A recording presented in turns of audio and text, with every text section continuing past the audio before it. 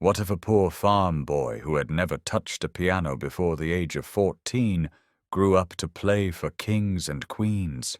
This is the incredible story of Sir Anthony Evans, the boy who found music in an old forgotten piano and changed his life forever. Chapter 1. The Dressing Room. The words, "Sir Anthony Evans plays Liszt," were written in large letters above the theatre door. On the wall, there was a big picture of Sir Anthony sitting at the piano. Outside, hundreds of people waited in line for tickets. It was Sir Anthony's 80th birthday concert, and everyone wanted to see him perform. I had a special ticket because I was a newspaper reporter. My job was to talk to the great pianist before the concert. I showed my pass to the doorman and went inside. Then I walked up the stairs towards the dressing rooms. While I climbed, I thought about the famous musician. I felt a little nervous. My mouth was dry and my hands were shaking. When I reached the door with a big gold star, I stopped and knocked. A tall, very old man opened the door. His hair was silver and straight, his trousers black, and his shirt shining white. His blue eyes were bright and full of life. He looked exactly like his picture in the hall. "My name's Sally Hill," I began. He saw my notebook and smiled. "Don't tell me," he said kindly. "You're a reporter. Which paper?" "The Sunday Times, sir." "A fine newspaper. Come in, please. Sit down. Ask your questions." He turned to a tall woman in the corner. "We were young once, weren't we, Linda? But that was long ago." The woman smiled warmly at me. Her brown eyes were soft and friendly. So this is Lady Evans, I thought. She looks so kind, like a farmer's wife. My fear disappeared. I sat down and opened my notebook. "Please tell me about yourself, Sir Anthony. Did you come from a musical family? Did you start playing when you were 3, like Mozart?" He laughed gently. "No, my dear. I was the first musician in my family, and I didn't touch a piano until I was 14. I looked surprised. He smiled. "We still have time before my concert. I'll tell you my story. It's strange, but true. When I was 13, everyone called me Tony. I left school and started working on a farm. It was an exciting story, and he told it beautifully. At first I tried to write everything down, but soon my pen slipped from my hand. I only listened. His words painted pictures in my mind of an old school behind a high wall with broken glass on top and a small dirty yard. There I saw a young Tony Evans playing football with an old tin can." Chapter 2. The Poor Boy. The teacher's name was Mr. Gray, and he was exactly like his name, Gray. He was old, tired, and everything about him looked grey. His suit, his shirt, his hair, and even his long, thin face. When he smiled, the children could see his long, grey teeth, but he didn't smile very often. Mr. Gray didn't enjoy teaching, and he didn't like children at all. "Why does he work here?" one boy asked one day. "He doesn't even like us." "Because he likes the long school holidays," said Tony, and everyone laughed. They thought that was a clever answer. But Tony wasn't really a clever boy. He was big, quiet, and a little slow. He didn't like his lessons. Most days he just sat at his desk waiting for 4 o'clock so he could go home. However, Tuesdays were different. Tuesday was music day. Every Tuesday morning, an old woman named Mrs. Lark came to the school. She played the piano, and the children sang songs. Mrs. Lark wasn't a very good pianist, but she loved children and enjoyed her work. Her short, fat fingers flew quickly across the keys like little birds, and the children sang like birds too. Then, when the clock struck 12, Mrs. Lark smiled, said goodbye, and locked the piano until next week. Tony didn't often hear music. His family was poor, and poor people didn't hear much music in those days. There were no TVs or radios yet. There were concerts in the town, but poor people couldn't afford to go. Sometimes an Italian street musician came to town. He had a small piano on wheels and a thin monkey sitting on top. People came out of their houses to listen. When the song ended, the monkey carried a little tin cup around. "Give us a penny!" the musician called. But when the monkey returned, the cup was always empty. The man shook his head sadly and pushed his piano away down the street. Tony was the oldest of 6 children in the Evans family. They lived in a tiny house at the end of a long grey street. The toilet was outside, and there was no bathroom. Everyone washed in the kitchen. On Saturdays, the whole family took turns bathing in an old tin tub in front of the fire. It took all evening. On Mondays, Mrs. Evans used the same tin bath to wash everyone's clothes. Even though life was hard, the Evans family kept clean and always had enough food. Tony didn't think they were poor, because all the other families nearby lived the same way. In those days, poor children usually left school at 13. Most of Tony's friends found jobs in shops or factories. Tony didn't want to work in a shop or factory, but he needed to earn money for his family.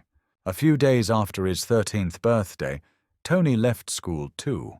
He looked for a job, but no one wanted to hire him. Not the factory, not the shops. Then his mother had an idea. "What about working on a farm?" she said. One hot summer afternoon, she decided to take him to the countryside. "I worked for Mr. Wood on his farm when I was young," she told Tony. "Then I met your father, and we moved to town. But I liked farm work, and I think you'll like it too. I wrote to Mr. Wood last week and asked if he could give you a job. It'll be much better than working in a factory." Chapter 3. The Farmer's Boy. Tony and his mother took a bus from the middle of town. At first it drove through long streets full of small grey houses. Then the bus left the town and went along a quiet country road. The bus stopped at every little village. Tony looked out of the window and saw green fields and small, peaceful houses with gardens full of flowers. The sweet smell of the flowers came through the open windows. After a while, the bus stopped for the last time. Tony could see a river and an old bridge. A small road crossed the bridge and went between the fields and up a hill. "Come on, Tony," said his mother. They got off the bus and walked for about 2 kilometers in the hot sun. There were white and yellow flowers beside the road. Tony didn't know their names. He wanted to learn about them, and about the trees too. There were no flowers or trees in his town street. He looked at the cows in the fields. "I've never seen a real cow before," he thought. They were big and calm, moving slowly through the long green grass. When they reached the farmhouse, they walked through the farmyard. Chickens pecked at the ground, and a fat white cat sat on a wall, watching them with sleepy eyes. Mr. Wood came to the door. "Hello, Betty," he said with a smile. "It's good to see you again. Thanks for your letter. How have you been?" They talked for a while like old friends. Tony stood quietly at the door, feeling shy and out of place. But Mr. Wood smiled kindly at him. "Is this your son, Betty?" he asked. "Yes," said Mrs. Evans. "This is Anthony. We call him Tony. He left school 2 weeks ago. He's a good boy and very strong. Please give him a job, Mr. Wood. We really need the money. There are 6 children at home." The farmer looked Tony up and down. "How old are you, boy?" he asked. 13, sir. Do you like the countryside?" "Yes, sir." "Would you like to work for me then?" said Mr. Wood. "Would you like to be a farm boy?" Tony thought about the factory and the shops. The shops were dull, but the factory was even worse. He remembered the tired, pale faces of the workers leaving the factory at night. Nothing could be worse than that, he thought. He looked at the farmer's friendly red face and said, "Yes, sir. Yes, please." Tony soon proved his mother right. He was strong, honest, and worked very hard for Mr. Wood. The farmer didn't pay him much, but he gave Tony good food and a small room at the top of the house. Mr. Wood was kind and taught him everything about farm work. The farmer had no sons, only one daughter named Linda, who was a year younger than Tony. Mr. Wood loved her very much, but he always wished for a son, so he treated Tony like one. Tony was happy. Each evening he felt tired but proud. His back ached, his legs hurt, but he slept deeply and peacefully. He ate Mrs. Wood's delicious country meals and drank lots of milk. Soon he needed new clothes because he had grown strong. He sent his old clothes and some of his wages home to help his family. Sometimes Tony went back to visit his parents and brothers. He liked seeing them, but he was always glad to return to the farm. "I'm a country boy now," he thought proudly. During the school holidays, 2 brothers, Pip and John, came to the farm. Pip was 17 and John 16, but they were still in school. Their father owned a big shoe shop in town and wanted them to study business. But the boys spent all their holidays helping Mr. Wood on the farm. "I want to be a farmer," said Pip. "That's right," said John. "Farming is the best job in the world." "But you only come here in summer," Tony said. "It's not always sunny. Farmers work hard in the cold and rain too. It's dirty and difficult work." "But you like it," laughed John, and he was right. Tony really did. Chapter 4. The Old Piano. One hot summer afternoon, Tony, John, and Pip were cutting the long grass in the field. The sun was high, and the boys were tired when Mr. Wood came walking toward them. "Now, boys," he said, "I've got a job for you." "He always has a job for us," Pip whispered, and the others smiled. The farmer liked to keep them busy. They followed him to an old wooden shed near the farmhouse. "My new car is coming next week," said Mr. Wood. "I want this building for a garage. Clear out all the rubbish and clean it well. I'll keep the car in here." "What shall we do with the rubbish, Mr. Wood?" asked Pip. "Get rid of it, of course," said the farmer. "Now stop asking questions, young man. I'm a busy man." Then he walked away. The 3 boys opened the doors and looked inside. The place was full of broken boxes, old tools, and piles of rubbish. "This'll take a long time," said Tony. He went to the back of the building and saw something large behind some boxes. "What's this?" he said. "Maybe it's a cupboard," guessed Pip. John came over and helped to move the boxes. "It's not a cupboard," he said with surprise. "It's a piano, an old one." The piano was made of dark brown wood with beautiful carvings. Tony took off his shirt and wiped the dust away. Underneath, he saw pictures of birds, flowers, and leaves. They shone like stars in the dim light. "We can't throw this away," said Tony. "We just can't."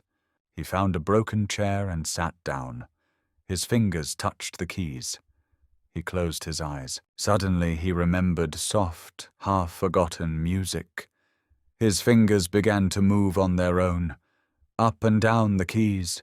A tune came to life. For the first time in his life, Tony felt completely happy. "I can play," he thought in wonder. "No one taught me, but my hands know what to do. I can make music." John and Pip listened quietly. "That's beautiful," said John. "What's the song called?" "I don't know," said Tony. Just then, they heard a noise behind them. Linda Wood was standing at the door. She was tall and thin, with soft brown hair and kind eyes. She wasn't beautiful, but her smile was warm and sweet. She was smiling now, and softly singing along. Tony heard her voice and stopped playing. His face went red, and he stood up, feeling shy. "Don't stop, Tony," said Linda gently. "I've finished," Tony said quickly, closing the piano. Linda came in holding a small tray. "Mother sent you some cakes and milk," she said. "She asked me to bring them." Mrs. Wood was a wonderful cook.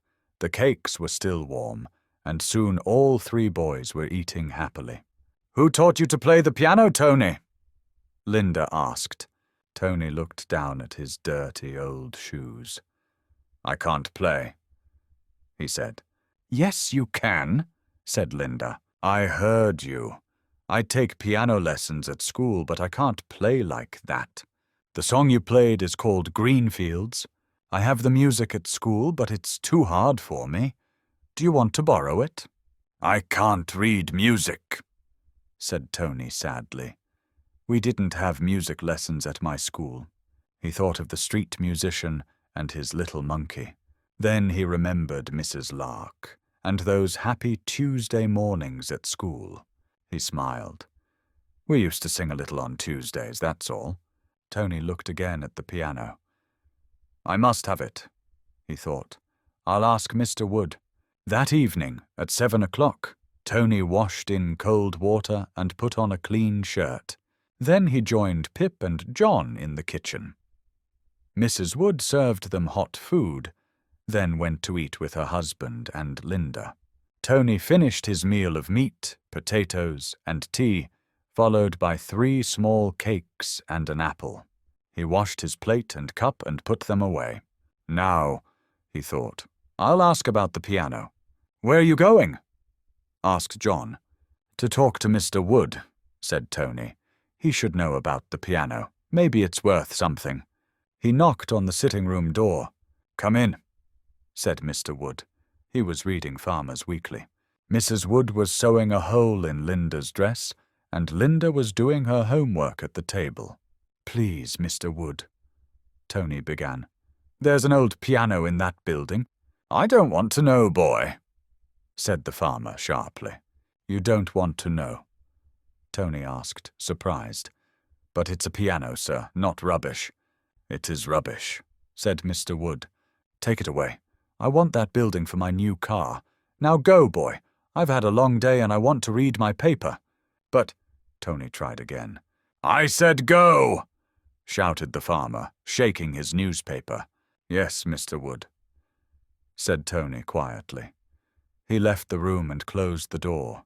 Back in the kitchen, he said to his friends, "Listen, can you help me? Mr. Wood doesn't want the piano. He said I can have it if I want it. And I do very much, but where can I put it?" "That's easy," said Pip. "We'll use Mr. Wood's lorry. We can take it to your house. Your family will love it." "You haven't seen our house," said Tony. "It's tiny. 7 of us live there. There's no room for a piano." "Then sell it," said John. "You can get some money and buy something nice." "I don't want money," said Tony. "I want the piano." He looked down at his hands. He wanted to feel the keys again, to hear the music in his head. "What's happening to me?" he thought. Pip looked at the clock. "It's late," he said.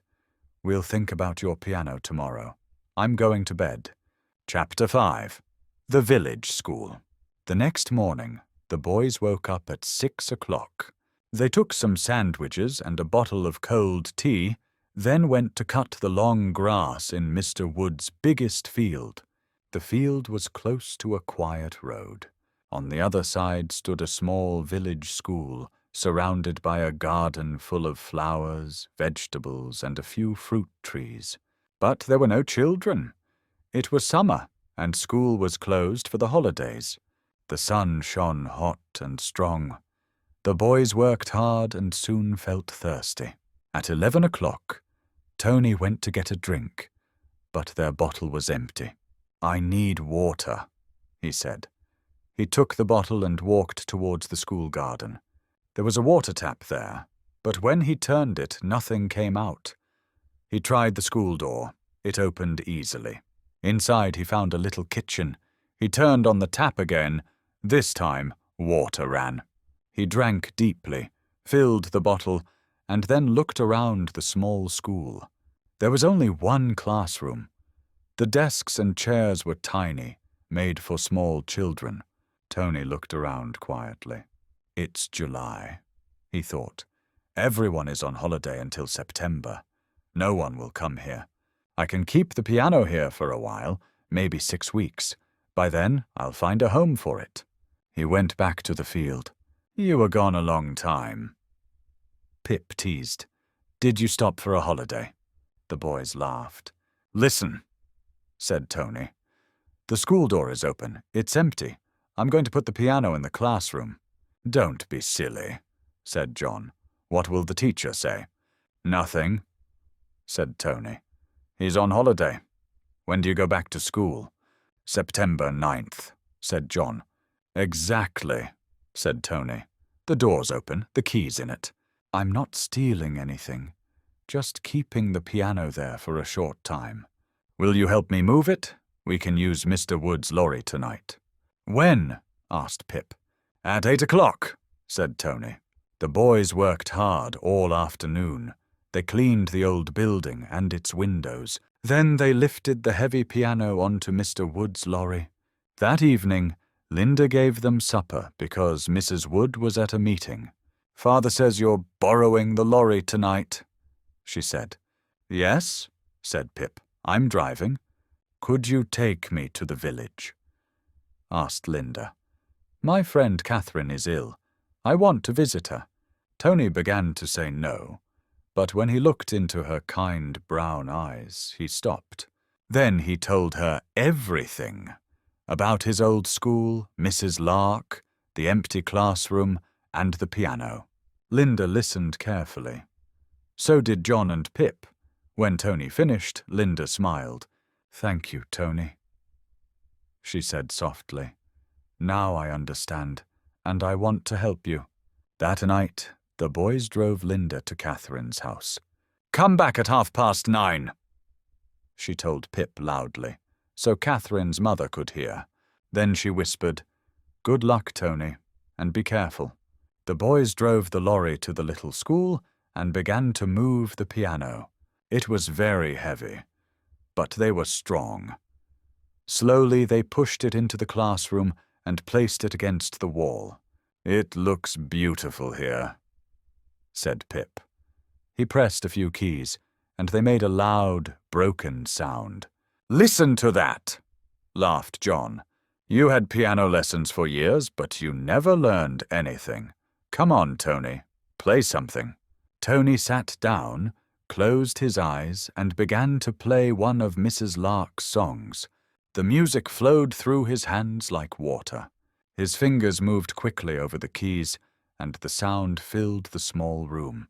He didn't look at his hands or at the piano. His eyes were closed. He was in another world. The other boys listened in silence. Tony wasn't clever at school. He was big, quiet, and slow. But there was real music in his strong hands. That summer was the happiest time of Tony's life. Every evening after supper, he borrowed Linda's bicycle and rode to the little school. He played until it was dark, then cycled back to the farm. He never turned on a light. He didn't want anyone to see him. I think Tony has a girlfriend, said Mrs. Wood one evening. Linda only smiled. Tony learned to read music that summer. Linda brought him a book of easy songs and showed him how to read the notes. This is simple, Tony said. It's like writing. The notes tell your fingers what to do. That's right, said Linda. She showed him how to read long and short notes and the Italian words at the top of each song. Look, she said, this word lento means slow. But Tony wasn't slow. He learned very quickly. Linda was a kind teacher, and both of them enjoyed every lesson. Chapter 6. Mr. Gordon finds a musician. Mr. Gordon was the teacher at the little village school. He was a kind old man, and all the children liked him. They enjoyed his lessons, and he loved teaching them. There was no piano in the school, and this made him a little sad, because he loved music deeply. Still, he often sang songs with the children and told them stories. It was a happy, cheerful school. One summer night, Mr. Gordon wanted to read a book, but he couldn't find it anywhere. "I know," he said suddenly. "I left it at school. I'll go and get it now. It's not far."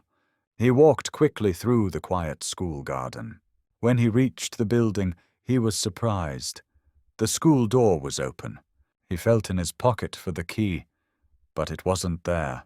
"Oh dear," he thought. "I must have forgotten to lock it. Maybe someone's inside, maybe a thief." Then he stopped and listened. He heard music. Inside, Tony was sitting at the piano, playing the same piece again and again. It was difficult. "Prestissimo," said the word at the top of the page. "Very fast." Tony's fingers flew across the keys. Mr. Gordon stood quietly and listened, a happy smile growing on his face. Then Tony stopped. "That wasn't right," Tony said softly. He looked at the notes on the page. "The left hand goes like this," Mr. Gordon spoke gently. "And the right hand goes like this." Tony jumped and turned around, his face pale with fear. "Please don't call the police," he said quickly. "I haven't stolen anything. I haven't done anything wrong." "Of course not," said Mr. Gordon kindly. "But who are you? What are you doing in my classroom? And how did this piano get here?" Later, Mr. Gordon went to visit Mr. and Mrs. Wood at the farm. "Tony is a very special boy," said Mr. Gordon. "I've been a teacher for 40 years, and I've never met a boy like him. He must have music lessons, real ones. Then he should go to the College of Music in London to study with other young musicians." "But Tony's family is poor," said Mrs. Wood. "They can't pay for lessons or college. They have 5 small children, and Tony sends them money every month." "I can give him his first lessons," said Mr. Gordon. "I don't want any money. I'd be happy to teach such a wonderful student. You can't imagine how I feel. I went to school last night looking for a book, and instead I found a musician." He smiled, then added, "But Tony learns so quickly that soon he'll need a really good teacher. Then we'll have to think about money.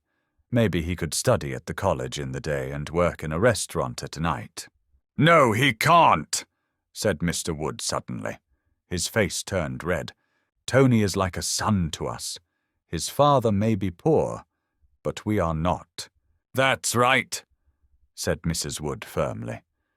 She was usually a quiet woman, but now her eyes were bright. "We'll pay for Tony to go to the College of Music." Tony knew nothing about this talk. He was busy cleaning Mr. Wood's new car when Mr. Gordon came to visit. But that visit changed his whole life. Later that evening, Mr. Wood spoke to him. "Mr. Gordon wants to give you piano lessons," he said. Tony's eyes shone like stars. Then he shook his head. "But I don't have any money, sir." "Mr. Gordon doesn't want money," said Mr. Wood. "You'll go to the school every day at 4 o'clock. You'll have your lesson, then practice for 2 hours. After that, you'll come home and have supper." "But my work," Tony began. "I can find another farm boy," said Mr. Wood kindly. "But good musicians are rare. Just promise me one thing. When you give your first concert, I want 3 tickets for the front row." Chapter 7. The Music Competition. Tony worked harder than ever.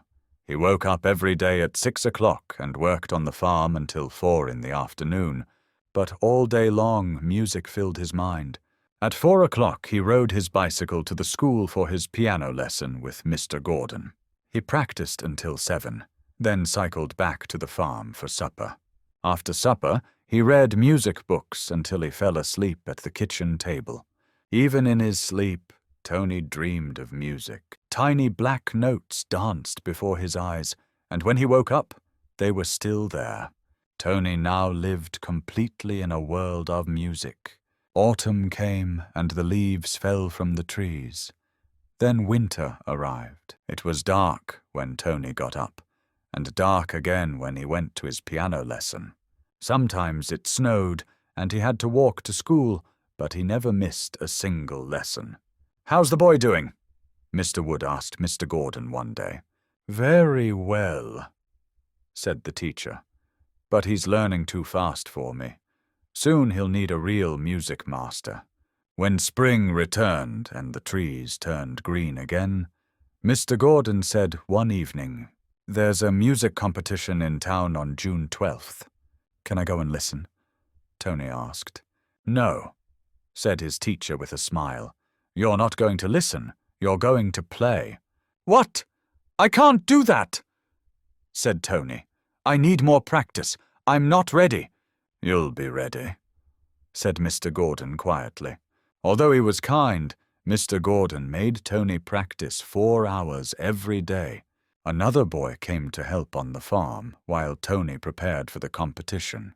2 weeks left before the competition," said Mr. Gordon one evening. "Here's the program." It was large and beautiful. Tony looked down the list and found his name. Anthony Evans, aged 15, piano. "Nobody calls me Anthony," he said. "Why can't they write Tony?"